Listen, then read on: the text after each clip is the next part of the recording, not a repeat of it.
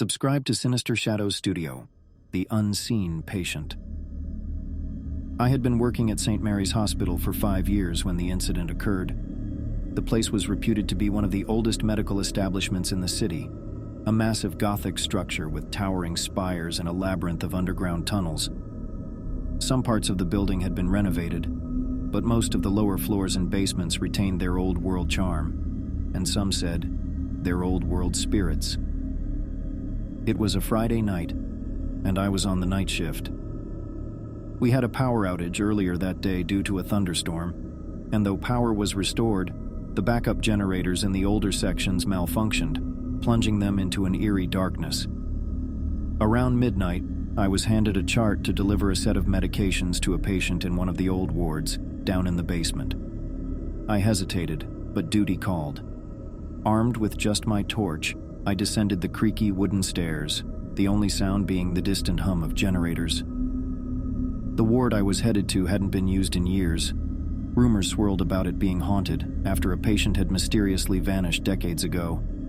Navigating the dim corridors with peeling paint and rusted bed frames, I felt an unsettling presence, like someone was watching me. Shaking off the feeling, I reached the room mentioned on the chart, room 13.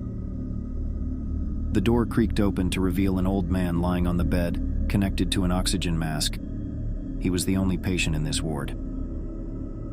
I found it strange, given that the ward was supposed to be unused, but figured he must have been placed here temporarily because of the power outage. "Sir, I've got your meds," I said, trying to mask my unease. He didn't respond. As I approached, he just stared blankly at the ceiling. Administering the medication, I noticed a file at his bedside table. Out of curiosity, I picked it up. To my horror, it was a file from 1975. The patient's photograph matched the man in the bed, but the date of discharge was left blank. Suddenly, a cold breeze swept the room, extinguishing my torch.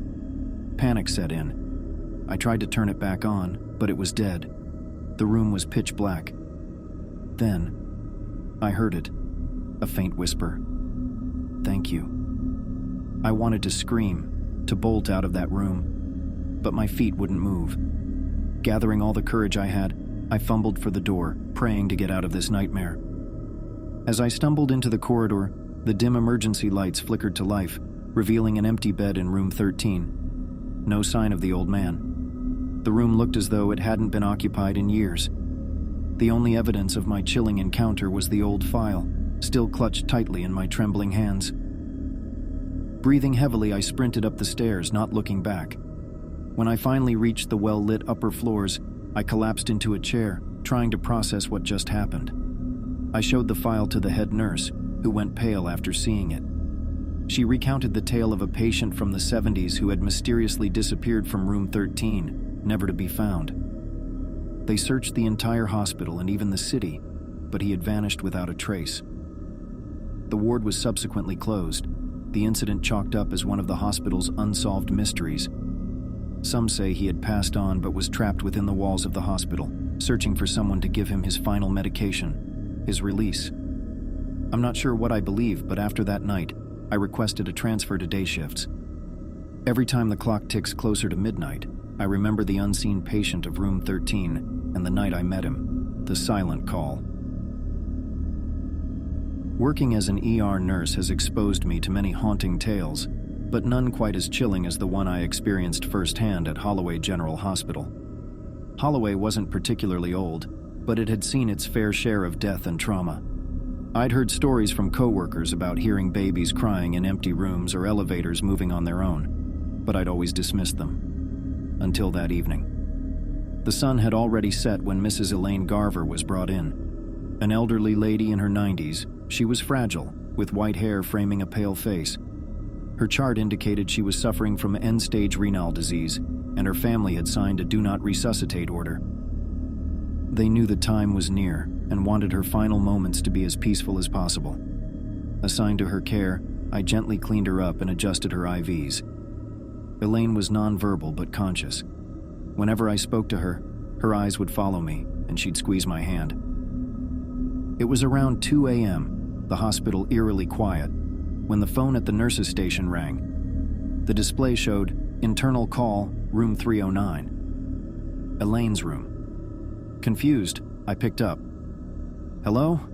An elderly woman's voice whispered. "Save me." The line went dead.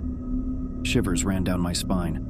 I rushed to room 309. Elaine was still in her bed, eyes closed. She seemed peaceful. Maybe she'd managed to grab the phone? But then, why did she say those words? I checked the bedside. The phone was on its cradle, undisturbed. I told myself it was a technical glitch and went back to my station, but the unease remained. Barely 20 minutes passed when the phone rang again. Same display. Internal call, room 309. Heart pounding, I answered. "Hello?" The same whisper. "Why didn't you save me?" I slammed the phone down, the icy grip of fear rendering me almost paralyzed. Summoning courage, I hurried to Elaine's room, this time finding a doctor already present, checking her vitals. "She just passed," he informed me, a touch of sadness in his eyes.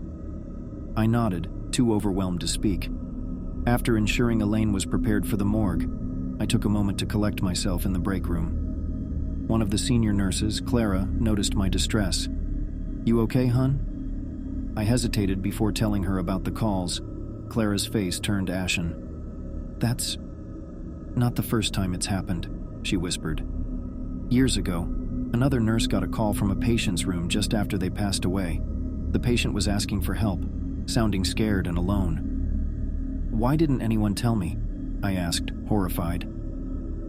"People don't talk about it," Clara replied. "They're afraid. But some say the hospital holds on to the souls of those who aren't ready to move on." The remainder of my shift passed in a blur. I couldn't shake off the feeling of being watched, of being surrounded by unseen presences. Elaine's whispers played on loop in my mind. Several weeks passed without incident.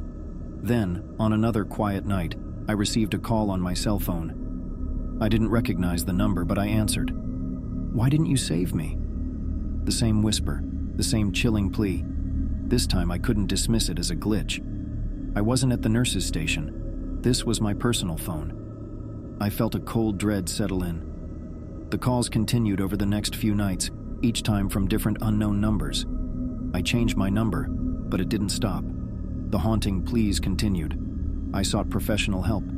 Therapists, psychics, spiritual healers. You name it, I tried it. While some provided temporary relief, the calls always returned. In desperation, I visited Elaine's grave, thinking maybe, just maybe, I could find some answers. I sat there for hours, talking to her, apologizing for not understanding her message, for not being able to save her. And then, the final call came. This time, it wasn't a plea. It was a simple message. Thank you. The call stopped after that day. Years have passed since that harrowing experience. I left Holloway and pursued a different career path. But the memory remains.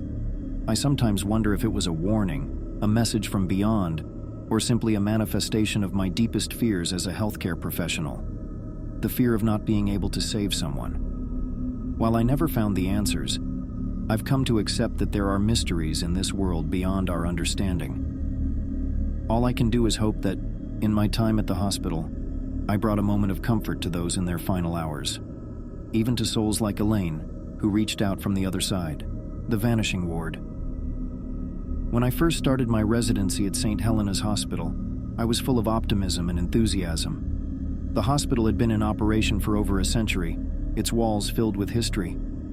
Old black and white photographs lined the halls, showcasing the hospital's evolution over the years.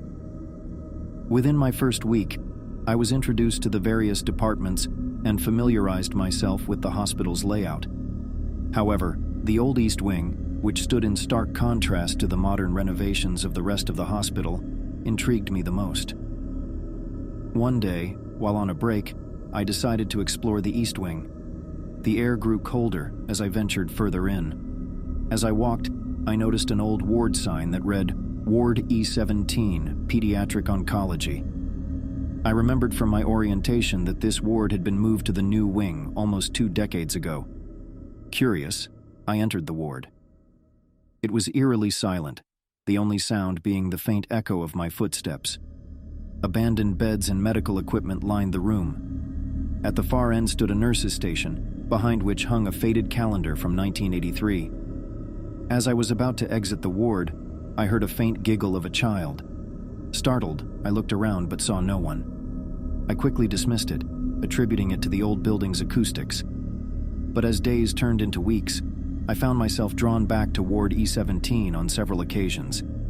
Each time, I would hear the distant sounds of children, laughter, whispers, and sometimes even crying. It was unsettling, to say the least. I confided in Dr. Harrison, one of the senior doctors who had been at St. Helena's for over 30 years. When I mentioned Ward E17, his face turned pale. Gathering himself, he began to recount the ward's history.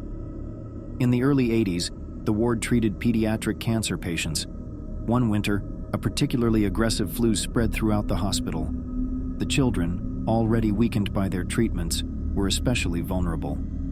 Despite the staff's best efforts, many children tragically passed away within that ward over a short period. The heartbroken staff and the hospital board decided to close the ward indefinitely. It remained that way until the pediatric oncology department was relocated. I was horrified by the tale, but it didn't explain the sounds I was hearing. Dr. Harrison hesitated before adding, "Some say the souls of those children never left. Staff have reported hearing their voices, especially on the anniversary of their passing." The realization hit me hard. Those weren't just echoes of an old building, they were echoes from the past. From then on, I avoided the East Wing altogether. However, one evening, as I was heading home, I received a page on the hospital intercom. "Dr. Adams to Ward E17, immediately." Confused and alarmed, I rushed to the East Wing. As I approached E17, the children's voices became clearer. They were calling out for comfort, for their mothers, for release. Entering the ward, I saw a little girl, about 6 years old, standing by one of the beds.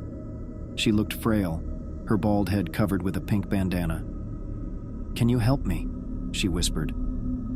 Stunned, I nodded, tears forming in my eyes. "Of course." She smiled and took my hand, leading me to the bed. As she lay down, she seemed to fade, becoming more transparent until she vanished entirely. The voices in the ward fell silent. I later discovered that on that very day, many years ago, a young girl named Lucy had been the last child to pass away in Ward E17. After that night, the ward remained silent. No more voices, no more apparitions.